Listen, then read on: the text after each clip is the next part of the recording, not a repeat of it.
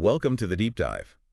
Today, we're tackling a really significant and rapidly unfolding story in medical education. Yeah, definitely. It's the integration of generative artificial intelligence, or GAI. Mm-hmm. Think about maybe the moment when personal computers first arrived on campus. This feels like that kind of potentially huge shift. It really does. These GAI systems, they can now generate incredibly realistic, convincing content based on just massive data sets. It's kind of mind-blowing. It truly is a pivotal time. The last couple of years have seen this explosion in GAI, largely driven by tools like ChatGPT becoming so accessible. It's not just some futuristic concept anymore. It's rapidly becoming part of our everyday lives, and medicine is, well, certainly no exception. Absolutely. And the initial findings are quite remarkable, aren't they? They really are. We're seeing studies indicating that GAI is already performing, surprisingly well on medical licensing exams. Yeah, passing exams. Demonstrating the ability to take patient histories that lead to plausible diagnoses, tackling complex clinical scenarios. And even providing seemingly informed answers to patient questions. It's pretty advanced stuff already. What's particularly noteworthy, I think, is the sheer speed of this evolution. Oh, absolutely. Yeah. The pace is incredible. Major technology companies are investing heavily, just pouring money into GAI research. And we're constantly seeing new models emerge, not just from the tech giants, but also from within medical schools, universities. Right. It's becoming more democratized in a way. Exactly. And moreover, the integration of GAI features into existing clinical workflow tools, like Epic, for example. That's a big one. It really underscores how quickly this technology is moving into actual practical application. It's understandably generating a lot of excitement then. Huge excitement. Both students and faculty seem pretty enthusiastic about the potential of GAI in medical education. Oh. We're hearing about students already using these tools as study aids, maybe to help with clinical reasoning, even for some of the more logistical parts of learning. Yeah, streamlining things, and faculty are exploring its use too, maybe in curriculum development, assessment design, lots of possibilities. That enthusiasm is definitely there, and you can see why. These tools offer some genuinely compelling options for both learning and teaching. For sure. However, what we really need to consider, and what we'll be exploring in this deep dive, is that the speed at which students are adopting these tools has, well, in many ways, outpaced the strategic planning. Right, the planning and the faculty preparation needed for, truly effective integration. Exactly. We haven't yet had the time, really, to fully align these new technologies with established medical education principles. Yeah, that makes sense. This rapid adoption has created some significant areas where we just lack clarity. Like what? Well, for example, when is it actually appropriate for students to use GAI? How do we even define plagiarism or sole authorship now? Good question.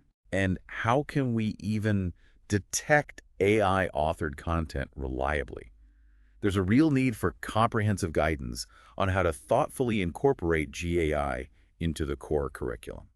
Which brings us right to the heart of our discussion today. Okay. We're going to delve into some specific recommendations for medical schools as they navigate this evolving landscape. And these recommendations are grounded in real-world experience. Yes, we'll be focusing on the insights and experiences of leaders who are involved in educational GAI initiatives at places like NYU Grossman School of Medicine and Harvard Medical School. Okay.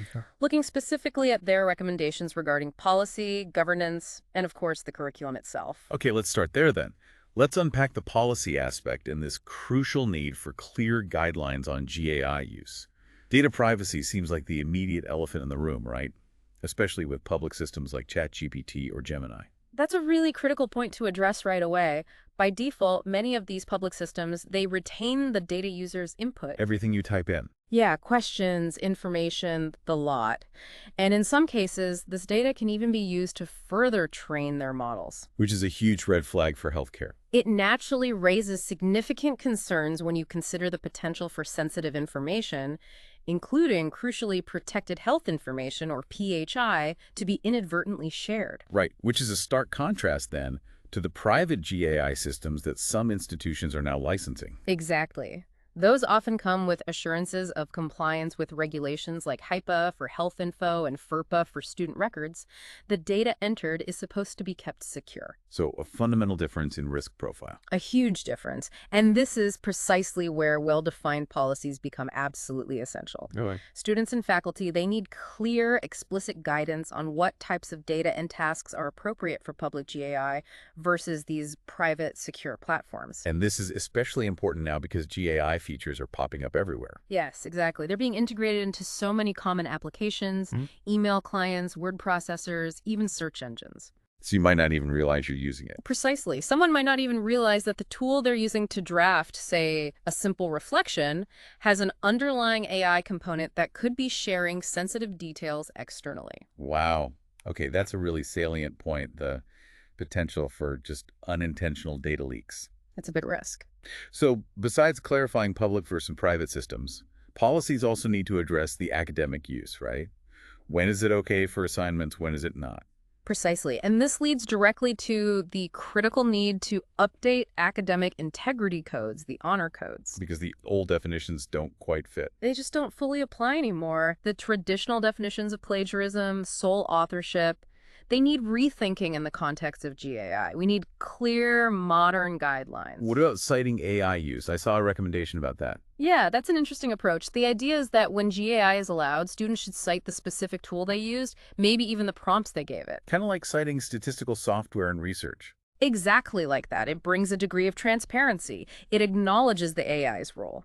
And, as the norms around GAI use keep evolving, students also need to be aware that external groups, journal publishers, grant funders might have their own specific rules about AI-generated text or images. Right. The goalposts might keep moving. They likely will. And a really crucial point, I think, is responsibility. Even if a student uses GAI, they're still on the hook for the accuracy, right? Absolutely. 100%. These AI systems are not infallible. They can and do make mistakes.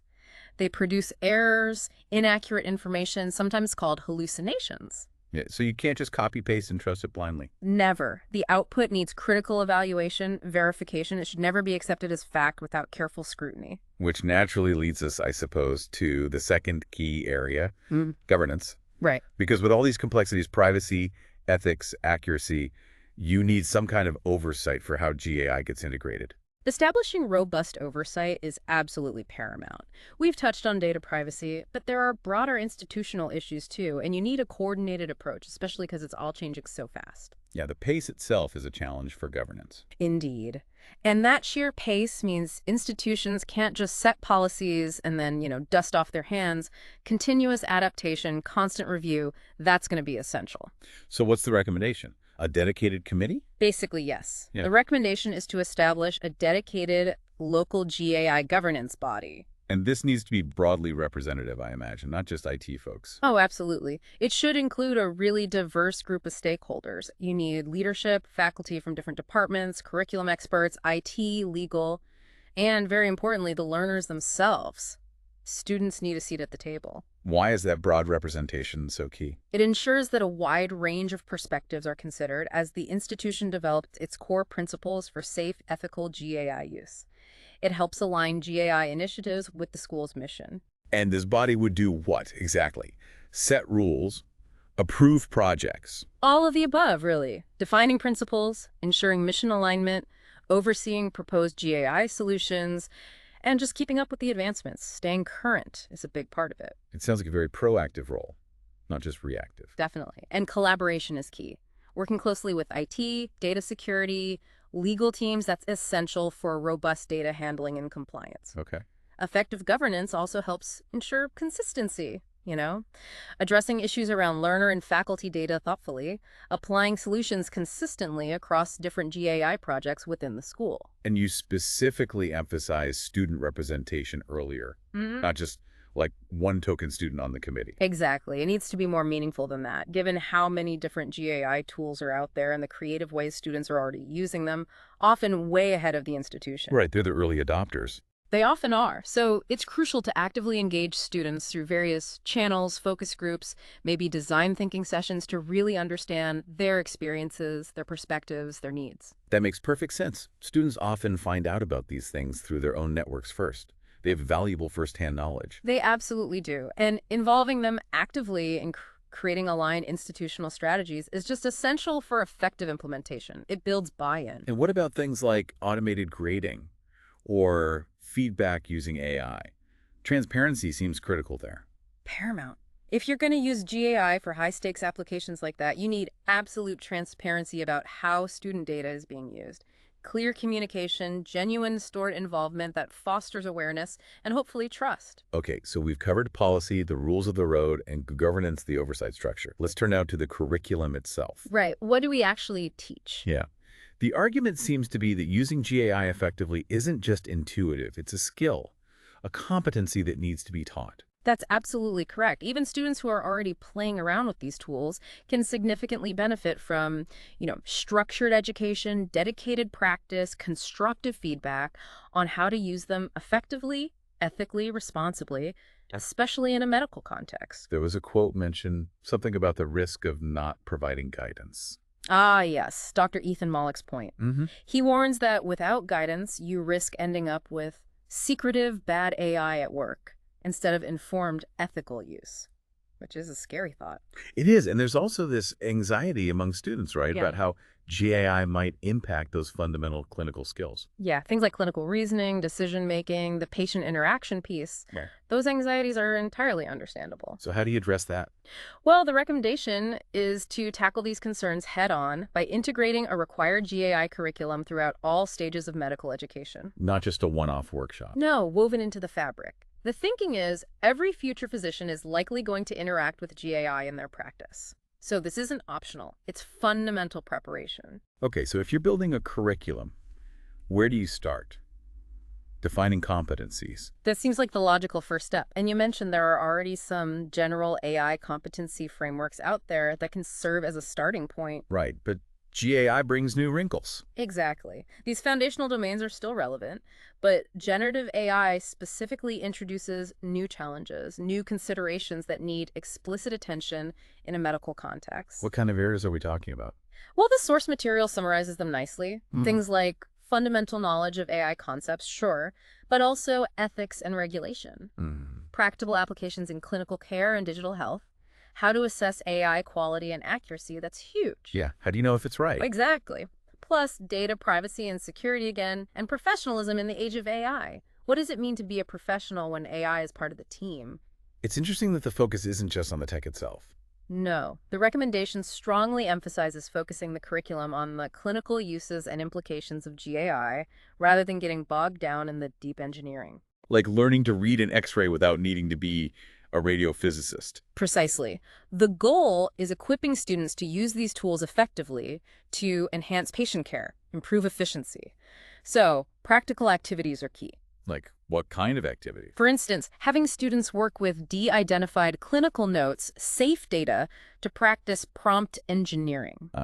Prompt engineering. That's the skill of asking the AI the right questions. Exactly. Getting it to summarize complex notes, extract key clinical details, maybe classify illness severity, even draft initial diagnostic plans, things like that. So it's teaching them how to formulate effective prompts to get useful, accurate info. While also helping them recognize the limitations, understanding where the AI might go wrong, where it might hallucinate, Yeah. developing that critical eye. And what else should be in this curriculum? Right. Beyond prompting skills. Well, definitely addressing the ethical issues, access issues, who gets to benefit from this technology, potential biases baked into the AI. That's a big one, especially since tools like ChatGPT weren't built specifically for medicine initially. Exactly. The data they were trained on might have inherent biases that could affect medical applications. So awareness is key. Also, introducing major data science concepts, maybe key terms, without needing a full data science degree. Though electives could be offered for deeper dives. And providing safe spaces to experiment seems vital. Absolutely essential. Secure, high-pay, compliant sandboxes where students and faculty can try things out, learn by doing, without risking patient data or violating privacy rules. Makes sense. And fundamentally, the curriculum needs to be dynamic. It has to acknowledge the insane pace of change. The aim is preparing learners not just for today, but for a future where GAI is deeply integrated everywhere in clinical care. Which will inevitably shape their professional identity as doctors. Without a doubt. What about these promptathons? That sounds kind of fun, actually, They are, and they've proven quite effective as a way to jumpstart the curriculum and tackle that variability in prompting skill. because different prompts get wildly different results. Yeah. Hugely different. And what works isn't always obvious. So a promptathon provides this structured but still engaging environment. What happens in one? Typically, you'd have maybe a quick technical primer, reinforcement of the school's policies on safe use. Gotta have the rules. Absolutely. Then basic prompt writing skills, maybe some more advanced strategies, and often some kind of collaborative challenge or competition. So it fosters collaboration and experimentation. Exactly. And shared learning. People see what prompts work for others. It builds a community of practice. And like any teaching, evaluation and feedback are key, I assume. Constantly. You need to evaluate these initiatives, get feedback, iterate, improve, and yeah, making it fun, encouraging experimentation that helps overcome hesitation and build comfort.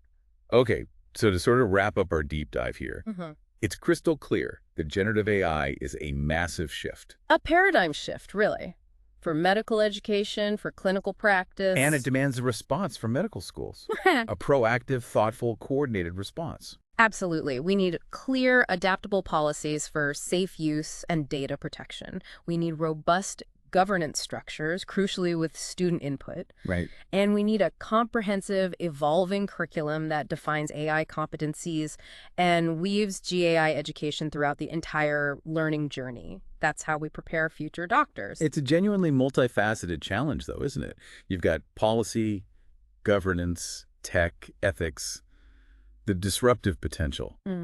It's a lot for institutions to juggle. It certainly is complex, no question. However, there are also factors coming down the line that might make adoption easier over time. Like what?